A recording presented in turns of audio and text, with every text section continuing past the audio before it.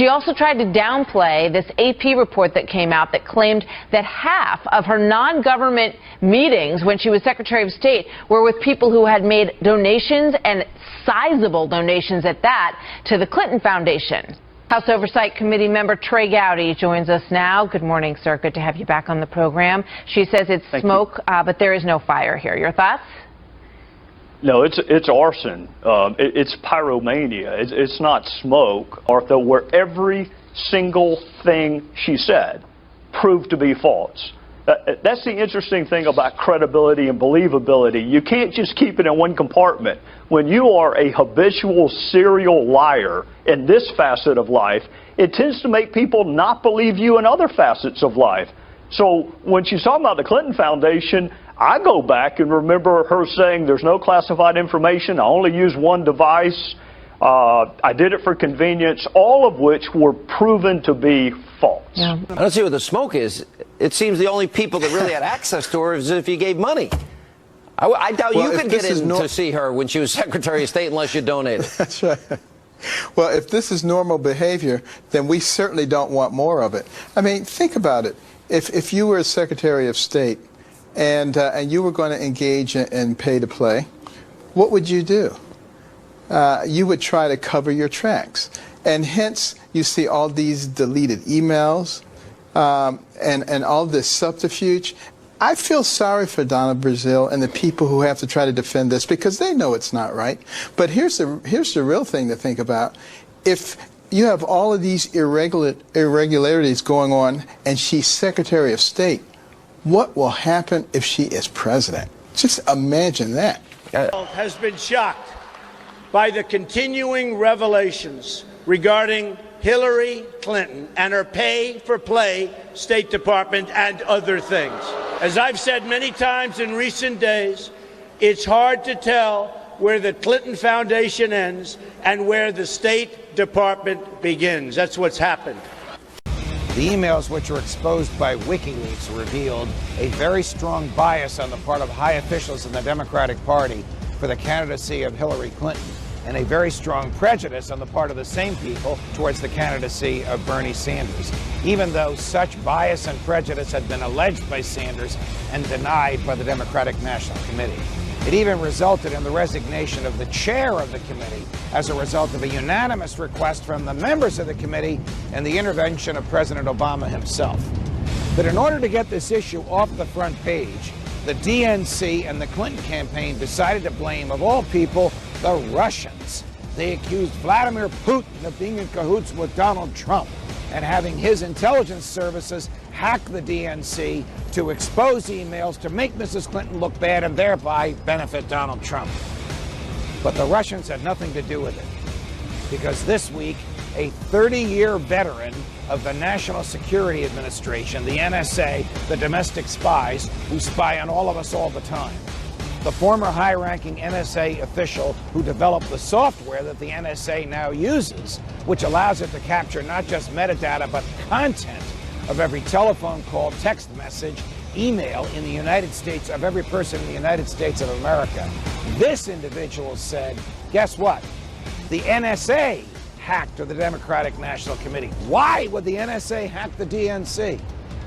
Because the members of the intelligence community simply do not want Hillary Clinton to be president of the United States, because she doesn't know how to handle state secrets, because some of the state secrets that she revealed use the proper true names of American intelligence agents operating undercover in the Middle East. When they lost their covers, they ran for their lives, and some of them didn't run fast enough and lost their lives. It's very telling that the intelligence community would feel so strongly about Mrs. Clinton that they would attempt to sabotage her campaign to prevent her from becoming their boss. It's also telling that these folks would break American law in order to, in their view, save it. Welcome to my channel. The lesson for all of us: there is no privacy in this world. Hackers can get into your system. You can be tape recorded at any time by anybody. You can be photographed without your knowledge, and people can even listen to your private conversations while you're in your home using technology. What an awful situation. Teddy Roosevelt once said, "Behind the ostensible government sits enthroned an invisible government owing no allegiance and acknowledging no responsibility to the people." John Bound. The director of the FBI, although I disagree with his conclusion, I believe she should have been indicted. I agree with his findings, which is that she was extremely careless in handling top secret information. And now we are being asked to elect as our president someone who was extremely careless in handling national security information? Do they think we're stupid?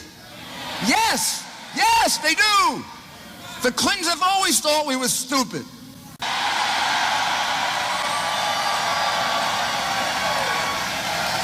And Bill, you give the money back for all those speaking fees from the misogynists who paid them to you.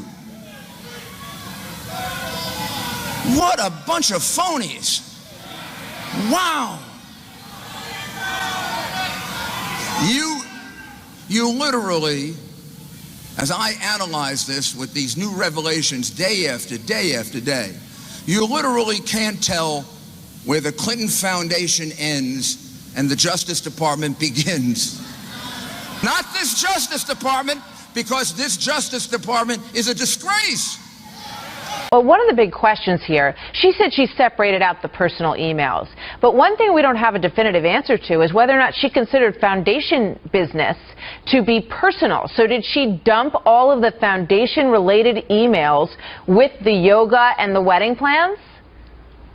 Well, Martha, you just put your finger on the, not the $1 million question, the $100 million question. I'm sure she's going to have a press conference later this afternoon or whenever she has the next one. I hope somebody in your line of work will ask her, did you consider foundation emails to be personal or work-related? I have yet to see a single foundation email produced by the State Department that was sent by her. Yeah. So if she considered them to be personal, then we move into the facet where she and her lawyers had those emails deleted.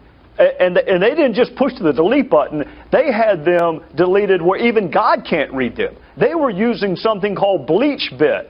You don't use BleachBit for yoga emails or for bridesmaids emails. It raises the question, what if it turns out, and this is actually what Clinton and her lawyer have said, the server has been scrubbed clean and any of those 30,000 emails that she destroyed that she said were about yoga lessons and Chelsea's wedding, what if they're not available? What does that tell you? Well, I'll tell you what it tells you, Chris. I don't know whether you do yoga or not. I don't, so I don't have any yoga emails. But the greater steps that you take, clean something or delete something, that's a higher level of concealment. That's a higher level of consciousness of concealment. So your viewers have to ask themselves, to what lengths would they go to delete a yoga email? Would they call in forensic experts to triple wash a server so they could get rid of bridesmaids emails or yoga practice emails? Of course not. Take a look. Do you think the Chinese and or the Russians are reading your emails? The answer is it is very likely. It is not without, outside the realm of possibility. Question, Congressman, when the Inspector General for the Intelligence Committee says that on these private emails was information that came from satellite intercepts, imagery, or electronic surveillance, and you've got John Kerry saying it's very likely that foreign powers are reading his emails, does that raise the stakes here?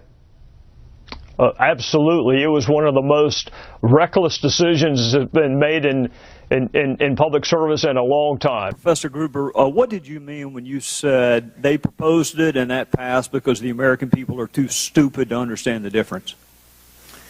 When I said that, I was at a conference being glib and quite frankly trying to make myself seem smart by insulting others. Are you offering the venue as a defense for saying it or for meaning it? I'm offering it as a defense for using inappropriate and hurtful and inexcusable language to express. Well, what did you mean by too stupid to understand the difference? Congressman, I didn't mean anything by it. Well, you said it. You had to admit it. I was once again being glib and trying to make myself seem smarter by reflecting. Well, what did you mean when you said it was a very basic exploitation of the lack of economic understanding of the American voter? What do you mean by that? Once again, it's another example of my inexcusable arrogance in trying to insult others to make myself seem smarter. If you like your health care plan, you'll be able to keep your health care plan. If you've got health insurance, you can keep it. If you like your health care plan, you will keep your plan. If you've got health insurance, you like your doctor, you like your plan, you can keep your doctor, you can keep your plan. If you have insurance that you like, then you will be able to keep that insurance. If you like your doctor or health care plan, you can keep it. If you're happy with what you got, nobody's changing. Madam Secretary, regardless of where he ranked in the order of advisors, it is undisputed that a significant number of your emails were to or from a Sidney Blumenthal. Now, he did not work for the State Department. He didn't work for the U.S. government at all. He wanted to work for the State Department, but the White House said no to him. Do you recall who specifically at the White House rejected Sidney Blumenthal? No, I do not. After he was turned down for a job at the State Department by the White House, he went to work where? I think he had a number of consulting contracts with different entities. Well, if he had a number of them, do you recall any of them? I know that he did some work for my husband. Well, he worked for the Clinton Foundation. That's correct. Okay. Still don't have electricity or BlackBerry coverage post-Irene, so I've had to resort to my new iPad. Now, before you give Mr. Blumenthal too much credit, you agree he didn't write a single one of those cables or memos he sent you.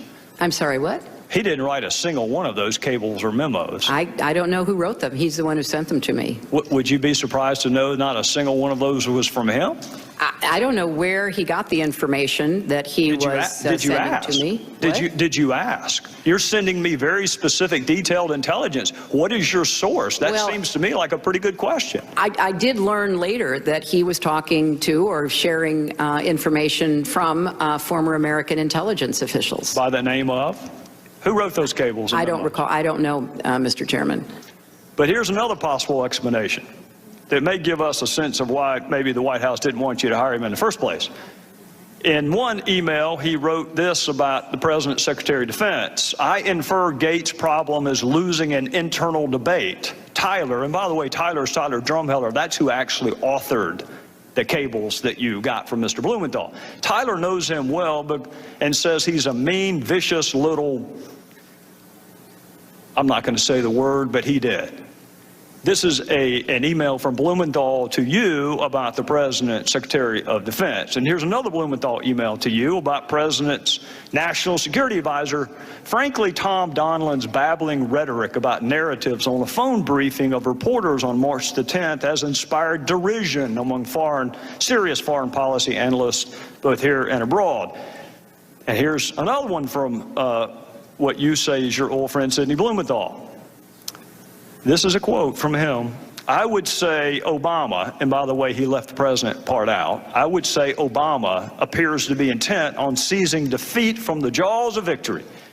He and his political cronies in the White House in Chicago are, to say the least, unenthusiastic about regime change in Libya. Obama's lukewarm and self-contradicting statements have produced what is, at least for the moment, operational paralysis. Come out days later promising that you'll keep her on as Attorney General if you become president. You're right. We're fed up with your kind of government where the destruction of subpoenaed evidence with hammers and bleach pit and delete buttons are tolerated, where you simply ignore subpoenas and you destroy federal documents, where the head of the FBI, when called upon to explain before Congress why you're not being charged with a myriad of federal felonies, is so outclassed and so outlawyered that a 5-year-old could write an indictment based upon federal crimes. Hillary, you are a liar, and a pathological one at that. You're a cheat. You're dishonest, you are condescending, you are arrogant, contemptuous, and if you think that your half-assed apology will wipe the slate clean, you are wrong. You could put half of Trump supporters into what I call the basket of deplorables.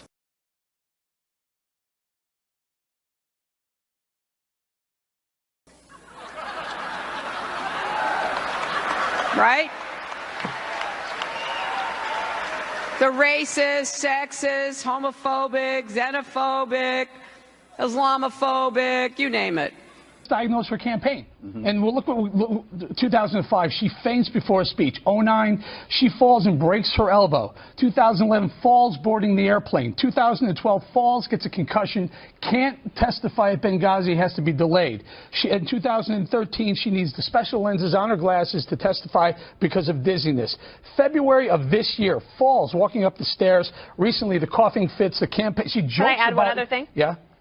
When she did her interview with the FBI and we got that information, she actually said that she couldn't remember several times. So you think you can add one more? I'm getting to that.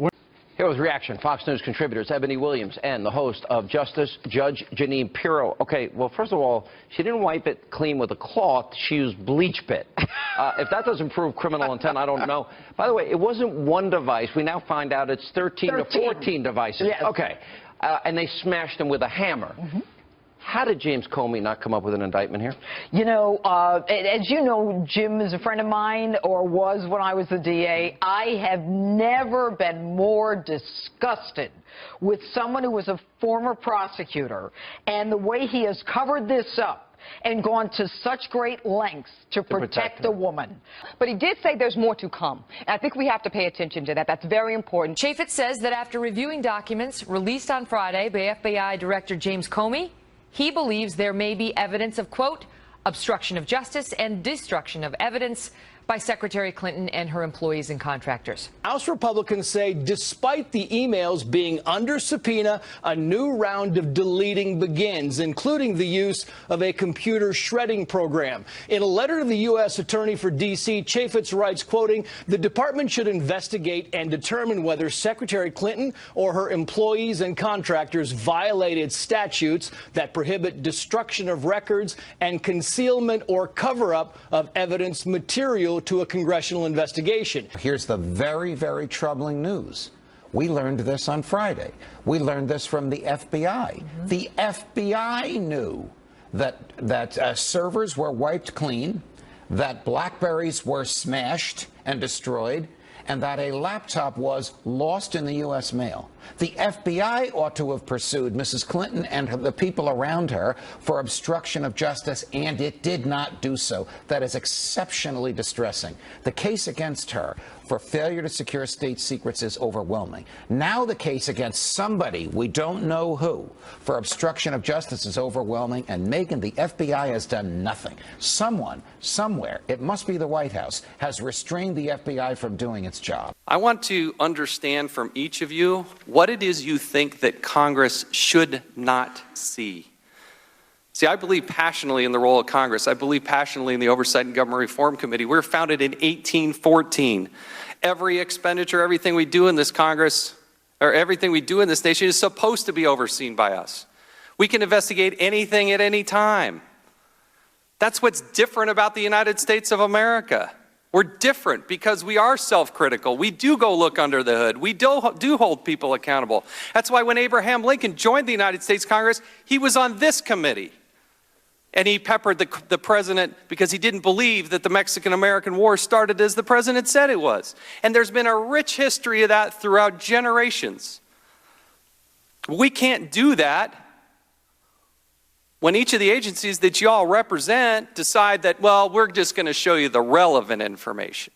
We're not even going to answer your questions. You can't see those documents. That's the way a banana republic acts. It's not the way the United States of America acts. So we expect better, and we expect you to be responsive. And I don't expect to have to issue a subpoena to see unclassified information. Some of you, I had to threaten to send a subpoena just to get you to appear today. We did some math. We got 70 of you sitting here. Between your compensation and your benefits package, you make more than $1 million from taxpayers. Taxpayers are paying you more than $1 million. And you won't even come talk to Congress. What do you do all day if you don't talk to Congress? What is it that you believe we don't have the right to see? See, this is the way our government works. We get to do oversight. That's why since 1814, this committee has been doing that. There's executive privilege. Let me help you. There's executive privilege. Has the president invoked executive privilege in this case? No. The answer is no. Good. That's right. The answer is no. Is there any other situation?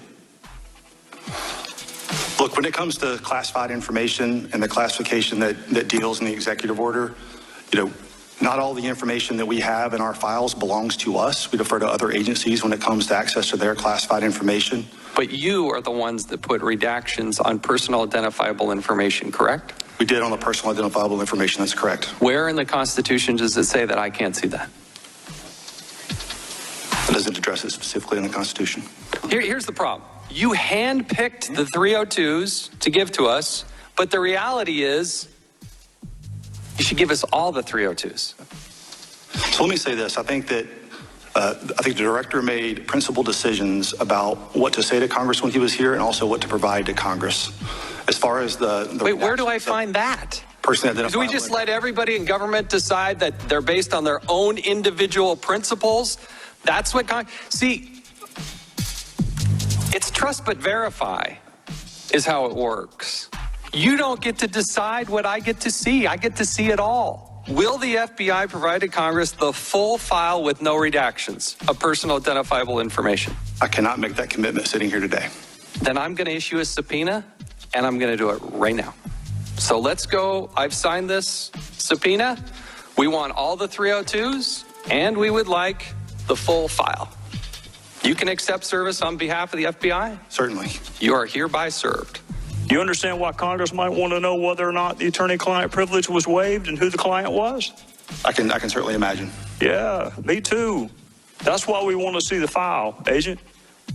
I mean, you say it's unprecedented. Mr. Cummings used to be a criminal defense attorney. He got to see all your 302s. Ken Buck used to be an assistant United States attorney. He got to see all your 302s. Probation officers get to see all your 302s. Why can't Congress? So I think we've given you the relevant ones relevant according to whom? I am telling you, I don't think you've given me all the relevant 302s. Well, the remainder of the 302s will come out through the FOIA process.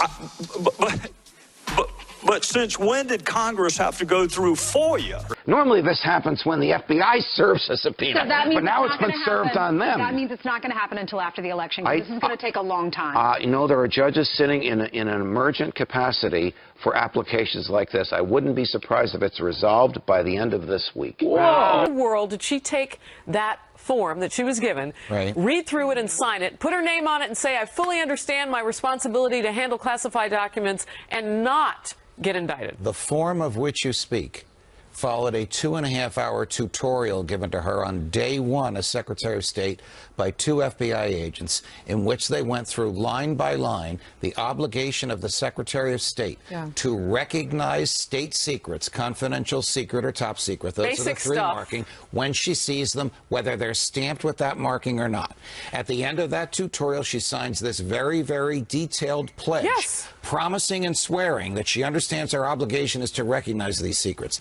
That obligation was violated hundreds of times. The statement we just showed that she said on the plane is 180 degrees from what the FBI says she told her. So the big overarching question is, and I said, how did she not get indicted? Is any of this a legal problem for her?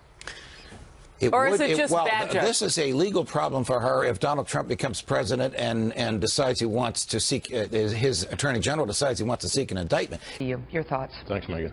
Well, you did a very good job there of setting forth just how Comey's statement just blew up this tissue of lies that has been told by Secretary Clinton throughout this case, ending, of course, with his conclusion that while, as he put it at one point, there is evidence of potential violations of the statutes regarding the handling of classified information, then he goes on to say, our judgment is that no reasonable prosecutor would bring such a case. So he didn't really find necessarily that she hadn't committed a crime.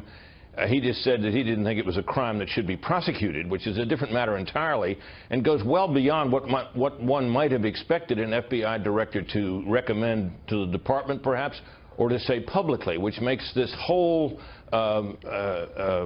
procedure today more than a little unusual, Megan, because if you think about it, if he didn't think it was worth prosecuting, all he had to do, when you think about it, is simply turn over his findings to the Department of Justice and leave it to the Department of Justice to make what he described as a prosecutive decision.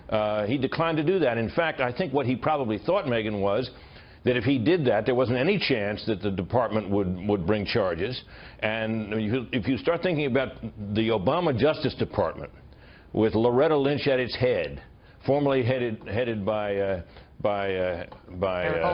Eric Holder, the most credible person in the whole place that anybody's ever heard of is James Comey of the FBI. And it's not too much to suggest here, it seems to me, Megan, that he has placed his credibility at the service of what he knew would be the ultimate outcome of this case once it was referred to the Justice Department. Basically what he said is she did everything short of a crime and then lied about it all the way. While she was being investigated. I don't know if she lied to him, but she repeatedly told the American people a bunch of nonsense.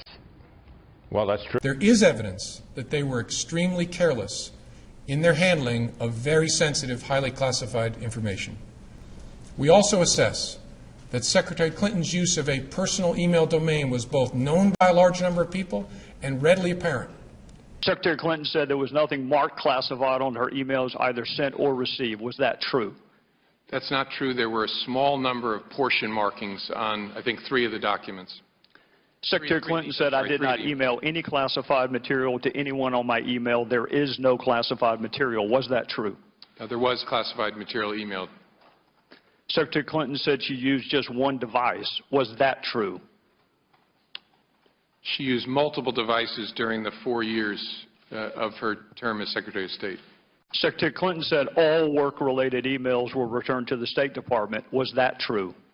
No, we found work-related emails, thousands, that were not returned. Secretary Clinton said her lawyers read every one of the emails and were overly inclusive. Did her lawyers read the email content individually? No. Clinton told FBI agents she could not recall when she got a security clearance. Clinton could not recall briefings or training on the handling of classified information. And Clinton could not recall specialized training for the U.S. government's most closely held secrets, known as special access programs.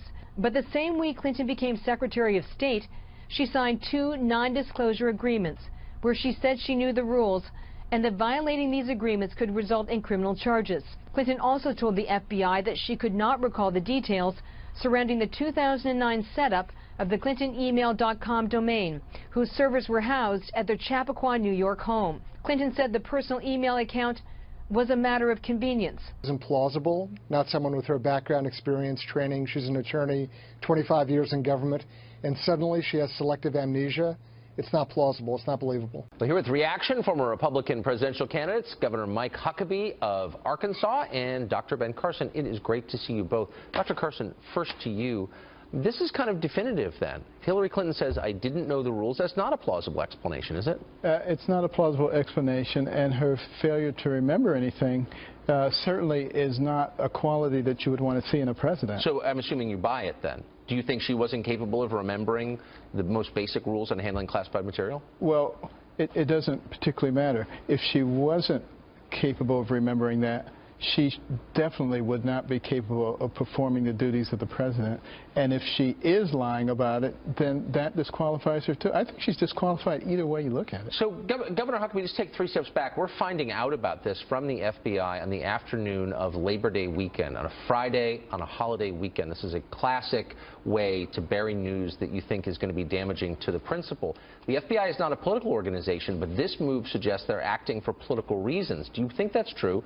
And if so, how discouraging is that for a law enforcement agency to help a political campaign? Well, the FBI has always been above and beyond the political ramifications. It's one of the reasons that most Americans have an incredibly high respect for the FBI. This hurts the FBI's reputation, hurts James Comey's reputation, but most of all, it damages Hillary Clinton. I mean, for her to claim that she has less memory about what she was briefed on than Jason Bourne knew about his past identity is just not realistic. And I agree with Ben Carson. If she really doesn't remember fundamental facts of national security like this, that she has no business being sworn in as president, and we need to make sure the American people don't make what could be an incredibly irrevocable mistake. So, Dr. Carson, these 60 pages suggest more stories to come in this way. You have Hillary Clinton in the FBI's account losing somehow 13 different PDAs, some cell phones. You have her using her device in foreign countries. You have her with a skiff, which is supposed to be a bug-proof room in her house and office that is not secure. This suggests that she was more vulnerable even than we knew to attacks by foreign intelligence agencies. Do you think we're going to be hearing that story before Election Day? I hope so, but here's the other thing that we have to consider. Because she had such vital information in such insecure places, I think probably the Chinese, the Russians, and some others probably have some of that information.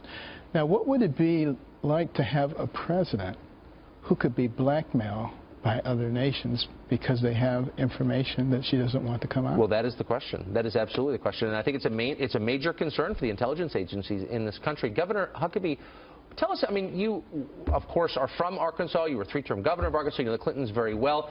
They're smart people. They try to cover all the bases. They're paranoid. They're aware of their public perception.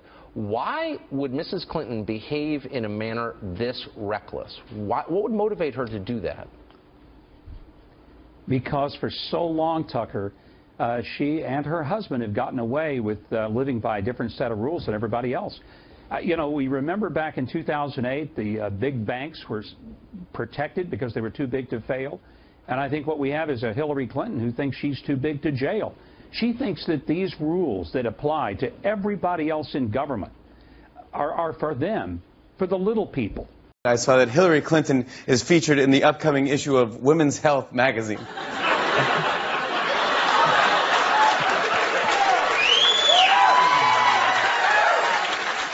Well, next month she'll be featured in Bad Timing magazine. Women's Health, famously.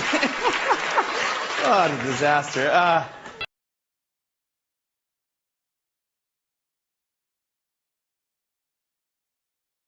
That is, these emails are now confirming precisely that. Look, the Clinton Foundation is playing a major role in Hillary Clinton's State Department determining which foreign officials she's meeting with, you know, who is going to have her ear or senior policymakers' ears on policy. And these are not, you know, just American corporations. These are foreign oligarchs who have their own agendas, Gilbert Chagoury being an example. Why this guy, who is connected with a movement in Lebanon that is allied with Hezbollah, that was on the national federal do not fly list in the United States, is being given access to top decision makers at the State Department by Doug Band of the Clinton Foundation is beyond me, and it's evidence of this play-to-pay corruption. But you got this guy, Doug Band, who works for the Clinton Foundation. While Hillary's Secretary of State, he makes the entree to Uma Abedin, Cheryl Mills, and it seems that every time he does, that the connection is made for the people that gave money. Over half the meetings she had with private citizens are people that donated or pledged to donate. Well, that sounds like she's selling out her office. Hostile foreign actors gained access to the personal email accounts of individuals with whom Clinton was in regular contact, and in doing so, obtained emails sent to or received by Clinton on her personal account. Hillary Clinton's staff deleted and digitally bleached, which is acid cleaned, her emails after receiving a congressional subpoena.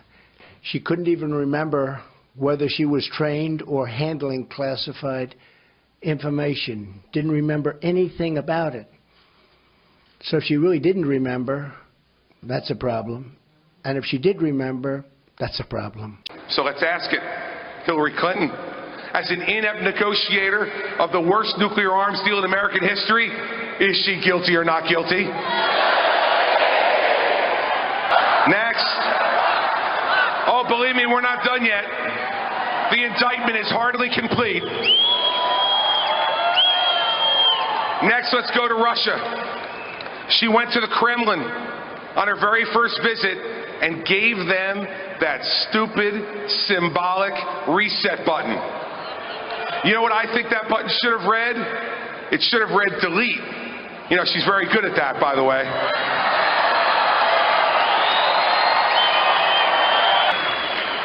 And it should have read delete because she deleted in 4 years the safety and security it took us to build in 40 years. Now finally here at home, in one of her first decisions as Secretary of State, she set up a private email server in her basement in violation of our national security.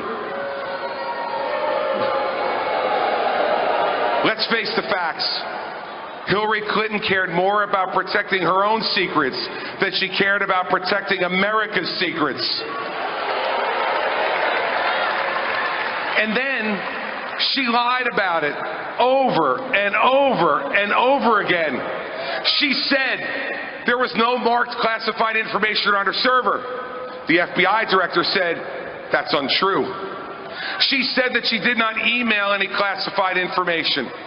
The FBI director says that's untrue.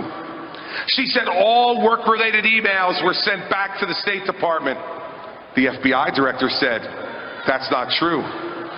So, as to Hillary Clinton, the charge of putting herself ahead of America, guilty or not guilty?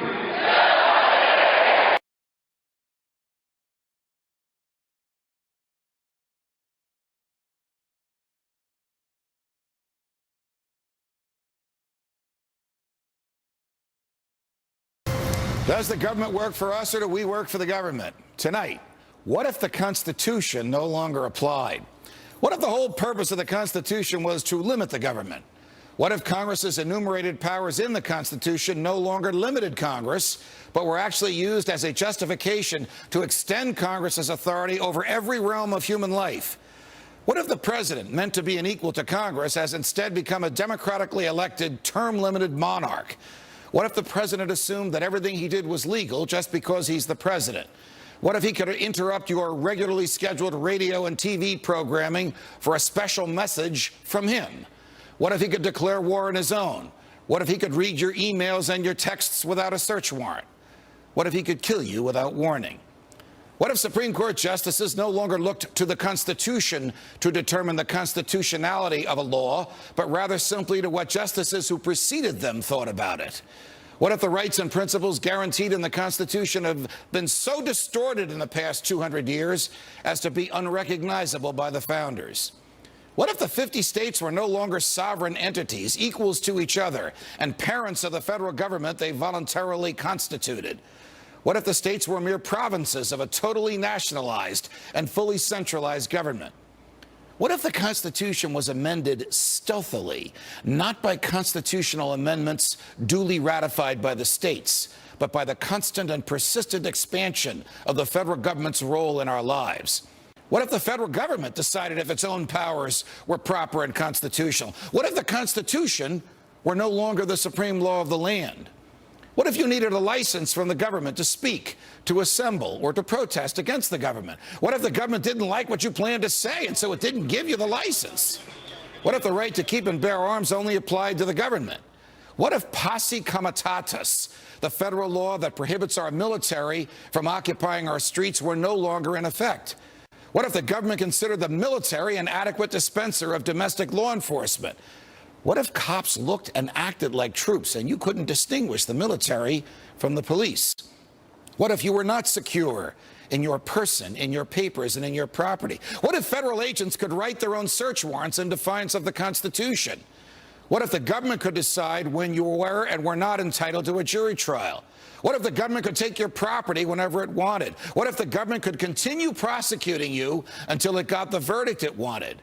What if the government could force you to testify against yourself simply by labeling you a domestic terrorist? What if the government could torture you until you said what the government wanted to hear?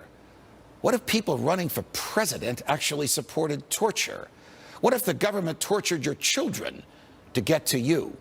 What if government judges and government lawyers intimidated juries into convicting the innocent? What if the government could send you to your death and your innocence meant nothing so long as the government's procedures were followed?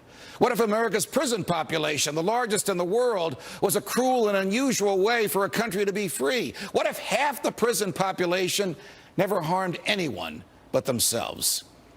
What if the people had no rights except those the government chose to let them have? What if the states had no rights except to do as the federal government commanded? What if our elected officials didn't really live among us, but instead all had their hearts and homes in Washington, D.C.? What if the government could strip you of your rights because of where your mother was when you were born? What if the income tax was unconstitutional? What if the states were convinced to give up their representation in Congress? What if the government tried to ban you from using a substance in your body that is older than the government itself? What if voting didn't mean anything anymore because both political parties stand for big government? What if the government could write any law, regulate any behavior, and tax any event? The Constitution be damned. What if the government was the reason we don't have a Constitution anymore? What if you could love your country but hate what the government has done to it? What if sometimes to love your country you had to alter or abolish the government? What if Jefferson was right? What if that government is best which governs least? What if I'm right? What if the government is wrong? What if it is dangerous to be right when the government is wrong? What if it is better to perish fighting for freedom than to live as a slave? What if freedom's greatest hour of danger is now?